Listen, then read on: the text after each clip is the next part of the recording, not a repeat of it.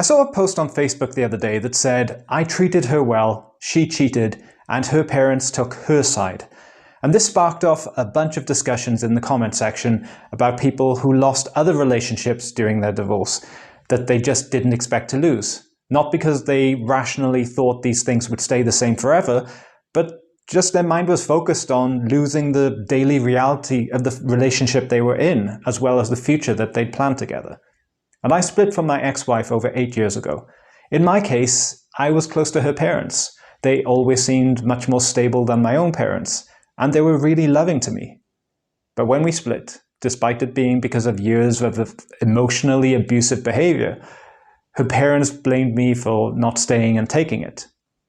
They changed completely in how they saw me, and so I lost them. They also had rescued several dogs during the time we were married. One of them was deeply beloved, and he died while we were still together. And her mother called me first to pass on the news to my ex-wife. And I was close to the other dogs who were still living when we split as well. One of them was afraid of men when they adopted her, but she became especially close and trusting to me, more than any other man, including my ex-wife's father. And I was traveling at the end of 2016, and a mutual friend contacted me to tell me that this dog had passed away. And I knew she was getting old and didn't have much longer to live, but I didn't get to say goodbye. And losing these other connections, human and animal, is just not something people think about when they get divorced. And I think men often actually tend to invest less in their friends and social circles because when they enter a relationship, they begin to idealize the woman they're with and put all his energy into her. And then when it ends, they're suddenly left without anyone. I was literally sat at home when I was divorcing, doing nothing but feeling lonely. And my sister dragged me to a dance class. And that's how I started to begin building a social circle and become the dancer and dance teacher that I am today. But not every man has that. Divorced men are 8 times more likely to self-delete, and losing their whole support network is part of that. Many couples are fortunate enough to have an amicable divorce, but there are also women out there who will tell all kinds of falsehoods and not care what damage they're doing to other people and those people's relationships just to gather sympathy and attention. And the type of men who are with that type of woman are usually the type to idealize them and not see the huge red flags. And that's how they ended up getting married in the beginning.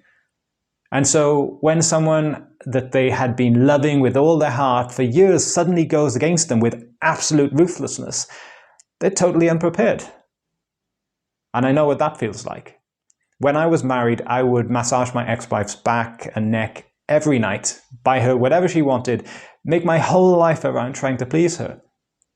She even wore me down to the extent that she made me give up talking to my own family.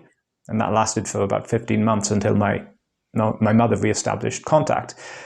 But I sacrificed so much for her and treated her well. And I thought she and other people that I was connected to through her would at least treat me with respect. But once the divorce was in motion, there was absolute ruthlessness. Making promises and then breaking them, stealing things that we had agreed would remain with me. And in the middle of the divorce proceedings, emptying the house and deciding to go to Las Vegas with all of our savings. I was devastated at that level of betrayal, and I didn't know what to do. I'd given up the close connections with friends for her, so I didn't have anyone to turn to, and so I put out a cry for help on Facebook. And then her mother called me about that I should have been more understanding because my ex-wife is having a very difficult time. And by letting people know what she did, I was in the wrong. Note, she wasn't in the wrong, according to her mother, because of what she did. I was in the wrong for telling people what she actually did in real life. And there are people in this world who only treat you well as long as you're useful to them. And then after that, once you've been deemed to no longer be of use, they have absolutely no regard for you. If you're someone who relates to people primarily because of who they are to you, you keep things very simple. If you like them, you talk to them.